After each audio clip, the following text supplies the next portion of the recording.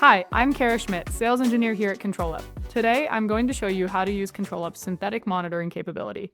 Synthetic monitoring gives IT admins a continuous view of the health and performance of your virtual desktops, SaaS applications, and critical infrastructure. With it, your entire estate is patrolled 24/7 with simulated user interactions, so your team stays ahead of outages before users ever feel the impact. Instead of waiting for a call to alert you to a problem, you now have around-the-clock visibility to find it, fix it, and finish it before it ever becomes an issue. So let's go ahead and dive into an example. All right. With ControlUp's synthetic monitoring, there's a lot of different areas within your IT environment that we can monitor. So we have 3 different types of synthetic monitors, or scouts, as we call them. We have end-user computing scouts, and that's going to be for monitoring things like desktop and application availability through a virtualization platform. We have infrastructure scouts, which can monitor requests like HTTP GET requests or DNS requests to test availability that way. And we have application scouts, and that can be leveraged to do things like measure site load or different web transactions among SaaS apps. For the sake of this demonstration, though, we're going to be sticking with an end-user computing scout. So creating a scout is very, very easy. We have to first select the Hive type we want. And now when we say Hive, we're referring to where that end user or synthetic end user is going to originate from. So ControlUp maintains a lot of Hives for you, and that would be this Cloud Hive option. You can see all the ones we maintain here. But if you really want to have your own, maybe you want it to simulate coming from somewhere internally, you can create a custom Hive really easily with just the installation of an agent. For the sake of this demonstration, though, I'm just going to be using one of our pre-canned Cloud Hives. Next, I'll go ahead and select the gateway that I'm testing. In this case, it will be a Citrix Virtual Austin Desktops gateway.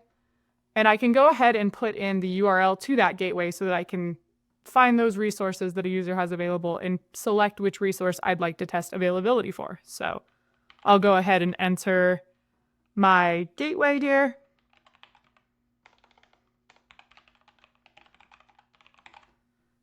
And then I'm going to go ahead and put in a username and password. Now, again, for the sake of simplicity for the video, I'm going to be using my username and password, but we highly recommend using a test user so that you can keep your logins to a resource separate from that test user.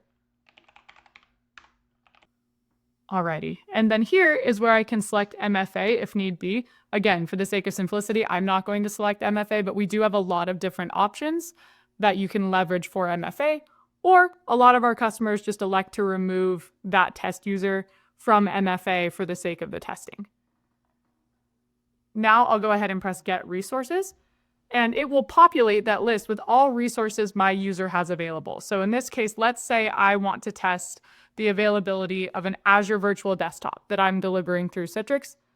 I'll go ahead and select that resource, and all I have to do from here is just name the scout, select how often I want this scout to run, and add a tag if needed. So if I want to limit this synthetic monitor who can view it to a certain group of people, I can add a tag there.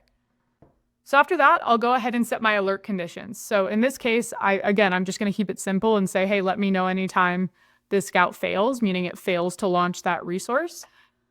But you could also set multiple things. So we can set it on perhaps a delayed response time, or if the total time it took to get the session ready was too long. So there are a lot of different ways to set up alerts. And again, for the sake of simplicity, I'm just going to send myself an email if it fails.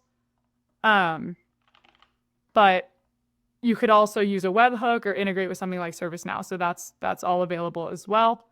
We'll go ahead and click through, check it with our summary, and then go ahead and save the scout.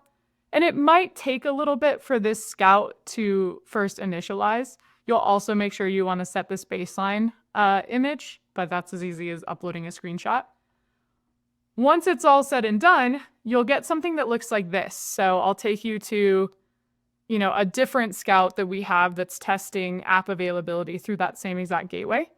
And you'll see we have baseline image configuration set up so it can look and make sure that that app is populating correctly based on that baseline image. When it's successful, you'll see we can capture not only a screenshot of what that application looks like when that synthetic user goes out and tries to hit it, but also how long each step of the process took all the way from authentication to session ready.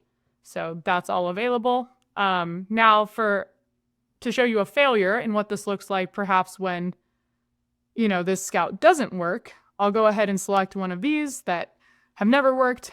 You'll see we offer details like time to session ready, average load time, network latency, and paths as well. But especially when it comes to the failure, we'll show you exactly where that synthetic user got stuck. So in this case, it couldn't find the resource, so it couldn't fully enumerate, and it seems to be experiencing a decent amount of latency.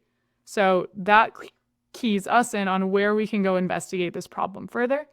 And keep in mind, while this is your early warning system, it enables you to act before that pain is felt by your users. So hopefully this was helpful. Thank you.